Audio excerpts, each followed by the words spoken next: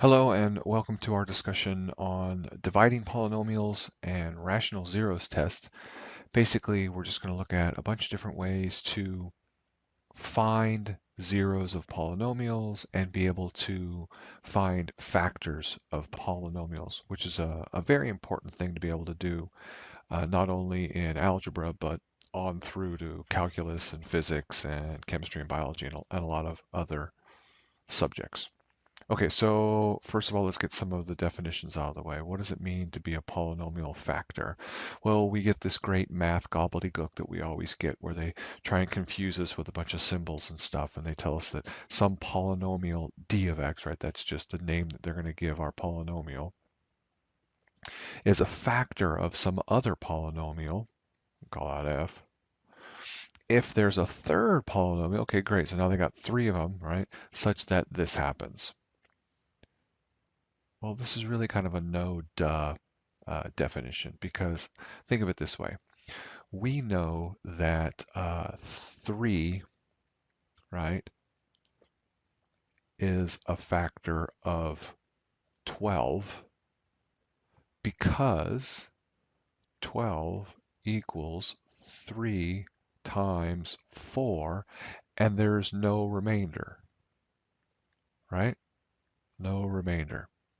That's what it means to be a factor, that you basically can divide the number by the other number and you get a result without a remainder, right? You get a whole number. Well, when we're dealing with polynomials, it's kind of the same thing.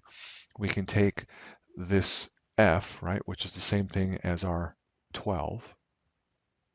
We can divide it by some other polynomial, d, which is the same thing as our 3.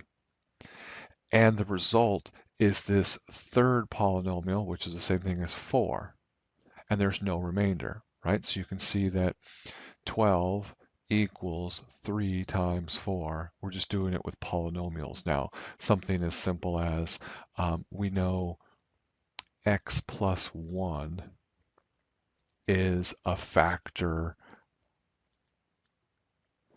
of, let's say, x squared plus 4x plus 3, right? So here's my d, here's my f, and we know that that works only if there's this q, this quotient polynomial that works. So can we write x squared plus 4x plus 3 equals x plus 1 times something? And yeah, if you factor this out, here's my q. Okay? So that's all they're trying to say. Don't let the symbols confuse you. Okay, the division algorithm is just kind of restating the same idea of the factor, but in a more general sense. We're now going to allow for remainders. So we've got our polynomial, our f of x, right? But last time, that was the thing that was in green. We have this polynomial d, that was our yellow piece. And then we always say that the polynomial can't equal 0 because you can't divide by 0. And we're saying that if we take any polynomial and we divide it by any other polynomial that's not equal to 0, there's always going to be these unique polynomials left over, q and r. So they're basically saying take any polynomial, divide it by any other polynomial you want, and the answer is going to be another polynomial plus a remainder. That's it, right? So you can basically now list any polynomial as just a combination of two. So here's our product. Here's the d times q that we had from the previous slide. And then we just add in this remainder. And sometimes the remainder is 0, as we saw before, right? We had x squared plus, what was it, 4x plus 3 was equal to x plus 1 times x plus 3 plus 0, right? No remainder. Okay, and that's what they're saying down here, that either R is a zero polynomial, meaning that there's no remainder and meaning that, these two things are actual factors of f, or the degree of R has to be less than the degree of this D. So this is a degree of 1, so the only thing we could have been left with would have been a degree of 0, which means it had to be a constant. In this case, the constant was 0. But you can have other times where you can get a remainder.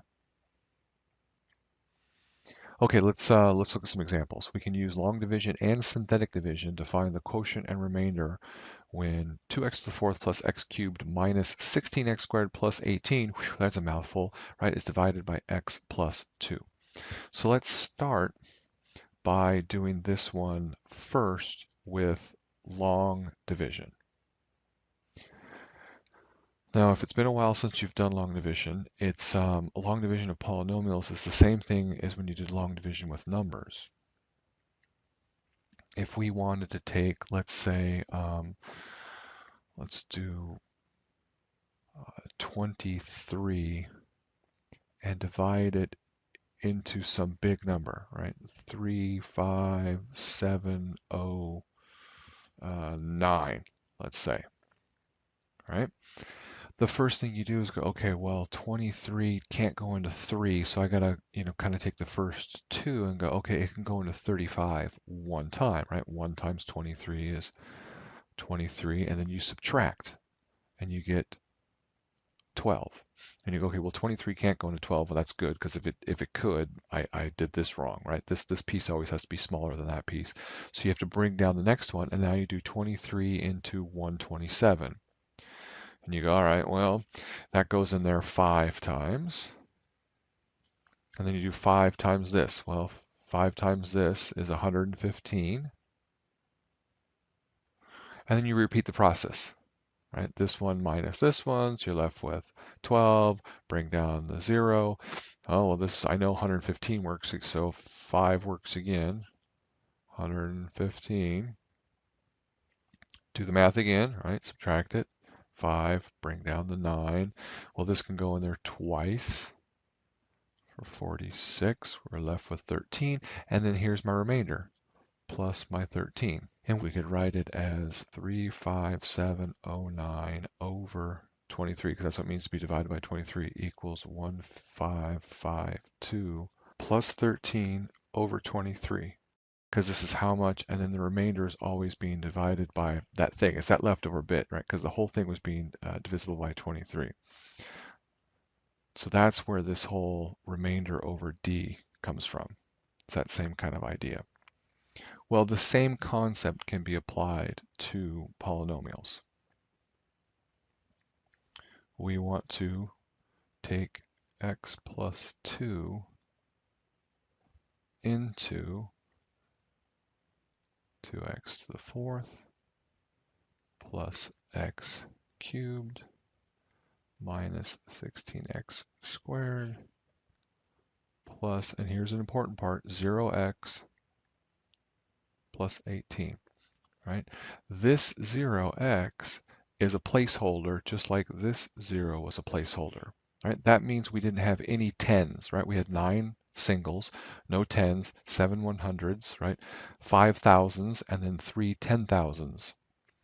Well, this is a placeholder, tells us we have none of the x pieces, right? We've got this many x squareds, x cubes, so you always have to put in zeros for every power that's missing. So if you start here with 4, you got to have 3, 2, here's a 1, right? Power of 1. And then if there wasn't a constant, you would also want to put a plus 0 there. You have to have something for every space. And now the same rule applies.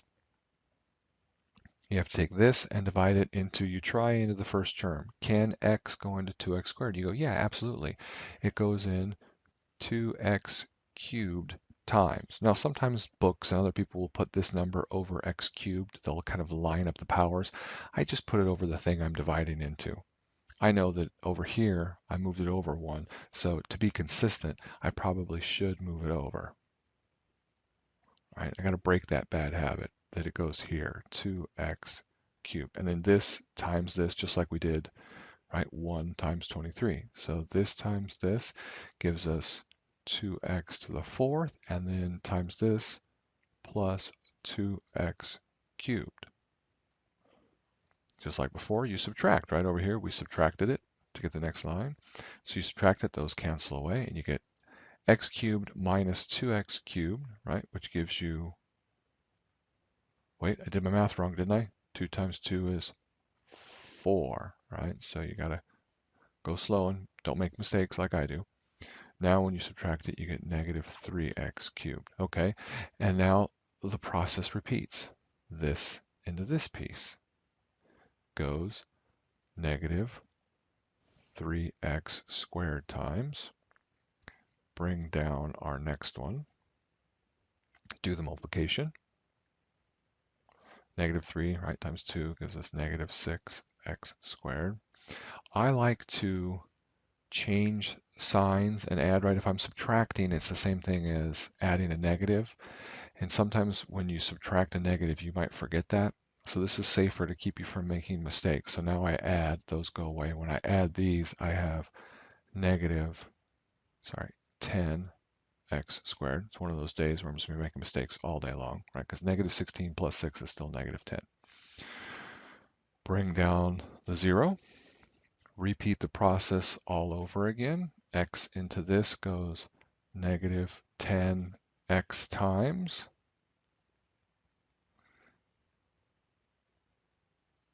Again, that's a negative 10. You can change signs and add. That goes away. 20 plus 0 is 20x. Bring down your last 18 piece. Do the process all over again. Plus 20 gives you 20x plus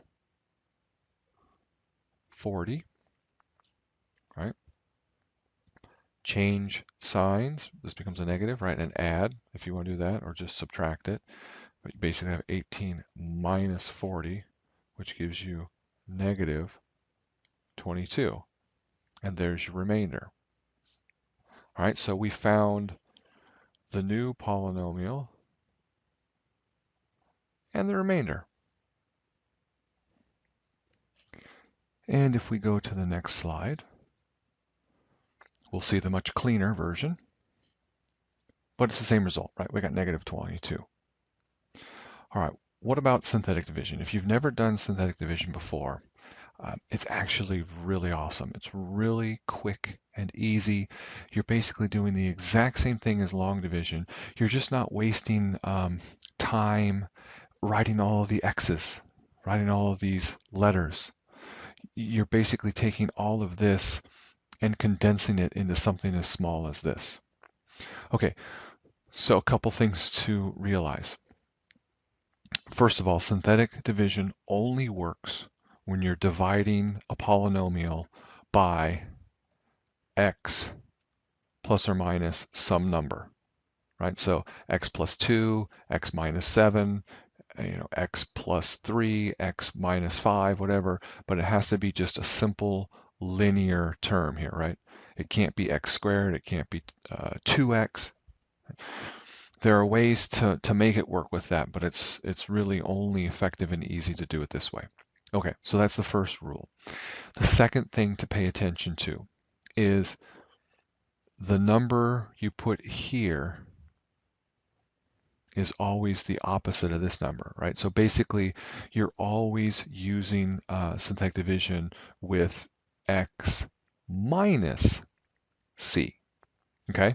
So over here, x plus 2 is really x minus a negative 2, right? So that means my c is negative 2. That's the first kind of stumbling block where students make mistakes. But really, if you just kind of pay attention to that one little minor blip and then learn the very basic algorithm, basic steps for how to do this, you'll see how brilliantly simple this is. Okay, so we know that we're dividing by negative 2. The numbers up here are just the coefficients. And again, just like before, you got to put in zeros for any missing things, right? So there's my 2, my 1, my negative 16, my 0, and my 18. That's where those come from. All right, so that part is pretty simple. Now, here's how it's done. You always take the first number and just bring it down. That's your starting point. Now, it's very simply just multiply and add, multiply and add, multiply and add, multiply and add over and over again until you get to the end. Okay? So here's how it goes. Negative 2 times 2, negative 4. Add those together, gives you negative 3. Look at how that is this number right here, right? Okay. Multiply, negative 2 times negative 3 is positive 6. Add those together, negative 10. Hey, does that look familiar? Right. Once more, negative 2 times negative 10 is positive 20. Add those together. That looks familiar, right? And then last but not least, negative 2 times 20 is negative 40, right? Add these two together, negative 22, and lo and behold, the same number. See how much quicker and easier that is? So synthetic division is a beautiful thing. It's limited in its use. So anytime you're dividing a polynomial by what's called a monomial or a linear term, basically something that's just of the form x plus a constant or x minus a constant, you can use synthetic division, and it becomes a very time-saving tool. Okay, so we can see that in both cases, we got the same answer. Now, I didn't point this out on the previous slide, but here is a much prettier version of the synthetic division that we just did. And you'll notice that these numbers here correspond to these numbers here, and with your remainder. So not only does synthetic division give you the remainder, it also gives you the other piece, right? The quotient piece. Now, if we go back here, see, here's that same quotient. The 2x cubed minus 3x squared minus 10x plus 20. 2x cubed minus 3x squared minus 10x plus 20. Okay, so you get all the same things. So if we take our original polynomial divided by x plus 2, we get this quotient plus our remainder. Remember, our remainder is always divisible by that, or divided by that original thing. Okay? That's basically how to use long division and synthetic division to divide polynomials.